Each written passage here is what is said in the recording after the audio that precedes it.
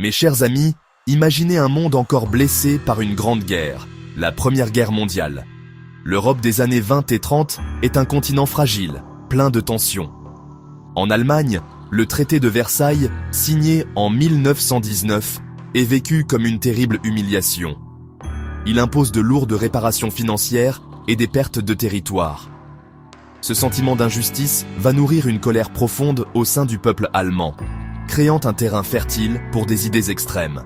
C'est dans ce climat de ressentiment que des leaders charismatiques, mais dangereux, vont émerger et promettre un retour à la grandeur passée, captivant les esprits et semant les graines d'un futur conflit.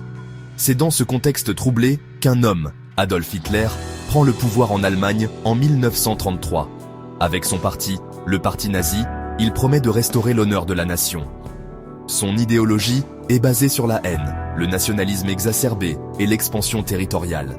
Il rêve d'un espace vital, Lebensraum, pour le peuple allemand, un grand empire qui s'étendrait vers l'est de l'Europe. Pendant ce temps, d'autres pays sont également dirigés par des régimes autoritaires. En Italie, Benito Mussolini et son fascisme inspirent Hitler.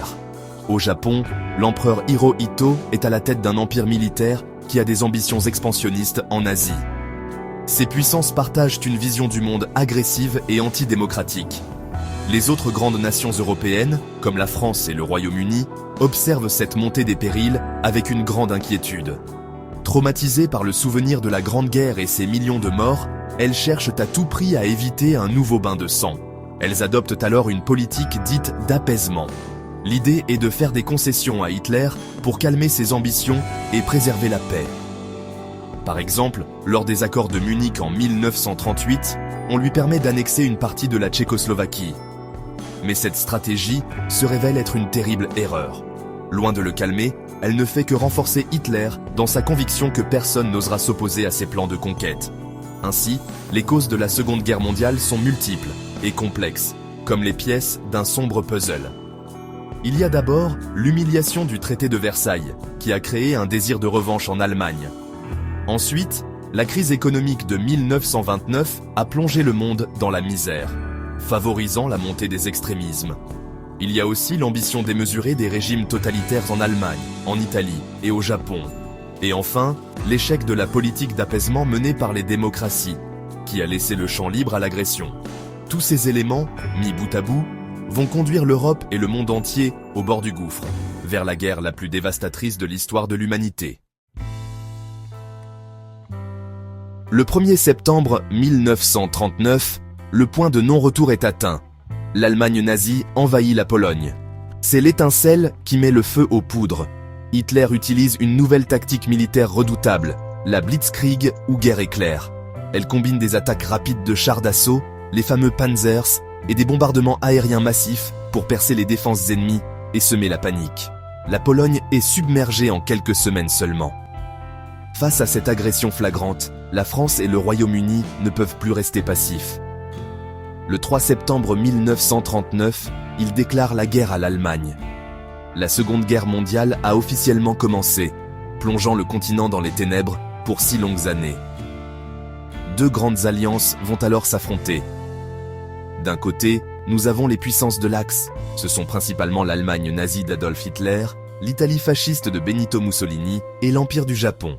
Ces trois nations ont signé un pacte, le pacte tripartite, pour se soutenir mutuellement dans leurs ambitions de conquête.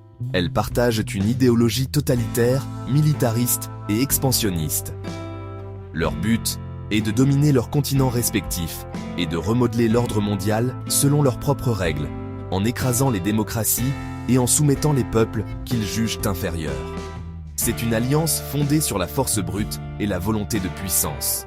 De l'autre côté, il y a les alliés. Au début de la guerre, ce sont principalement la France et le Royaume-Uni, ainsi que leur empire colonial. Mais cette alliance va s'élargir de manière décisive. En juin 1941, Hitler trahit son pacte avec Staline et envahit l'Union soviétique, qui rejoint alors le camp des Alliés. Puis, le 7 décembre 1941, le Japon attaque par surprise la base navale américaine de Pearl Harbor, à Hawaï. Cet événement choque profondément les États-Unis qui, jusqu'alors, restaient neutres. Le président Franklin D. Roosevelt déclare la guerre à l'Axe, faisant basculer la puissance industrielle et militaire américaine dans le conflit. La guerre devient alors véritablement mondiale. Elle ne se déroule pas seulement en Europe, mais aussi en Afrique du Nord, en Asie, dans l'océan Atlantique et dans le Pacifique. Saviez-vous qu'au total, plus de 60 pays ont été impliqués dans ce conflit, sur tous les continents ? Chaque nation apporte ses soldats, ses ressources et ses industries. La France, rapidement vaincue en 1940, continue la lutte depuis Londres avec la France libre du général de Gaulle. Le Royaume-Uni, sous la direction inflexible de Winston Churchill, résiste seul pendant un temps. L'Union soviétique mobilise des millions de soldats sur le front de l'Est. Le monde entier retient son souffle devant l'ampleur de l'affrontement. Pendant les premières années de la guerre, les forces de l'Axe semblent invincibles. L'Allemagne conquiert une grande partie de l'Europe, dont la France, la Belgique, les Pays-Bas et la Norvège. Mais à partir de 1942, le vent commence à tourner. L'un des tournants les plus importants a lieu en Union soviétique, dans la ville de Stalingrad. De l'été 1942 à février 1943, l'armée allemande et l'armée rouge soviétique s'affrontent dans une bataille d'une violence inouïe. Les combats se déroulent rue par rue, maison par maison, dans un froid glacial. C'est une véritable boucherie. Finalement, l'armée allemande, encerclée et affamée, est forcée de capituler. C'est la première grande défaite terrestre pour Hitler. Un coup terrible porté à son prestige. À l'autre bout du monde, dans l'océan Pacifique, un autre tournant se produit. Après l'attaque de Pearl Harbor, la marine japonaise domine la mer. Mais en juin 1942, lors de la bataille de Midway, la flotte américaine inflige une défaite écrasante aux Japonais. Grâce à un travail de décryptage des codes secrets ennemis, les Américains connaissèrent les plans de l'amiral Yamamoto.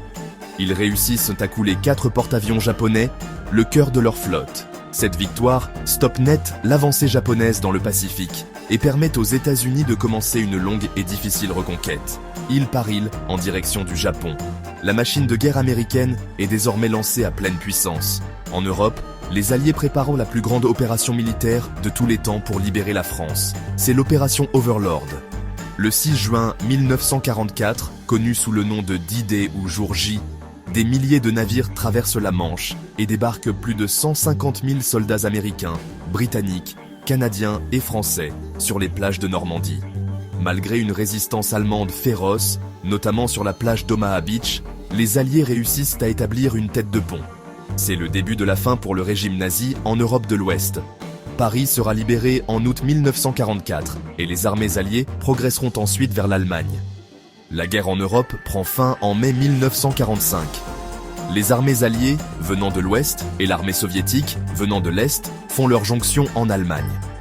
Le 30 avril, Hitler se suicide dans son bunker à Berlin. Le 8 mai 1945, l'Allemagne capitule sans condition. C'est la victoire en Europe.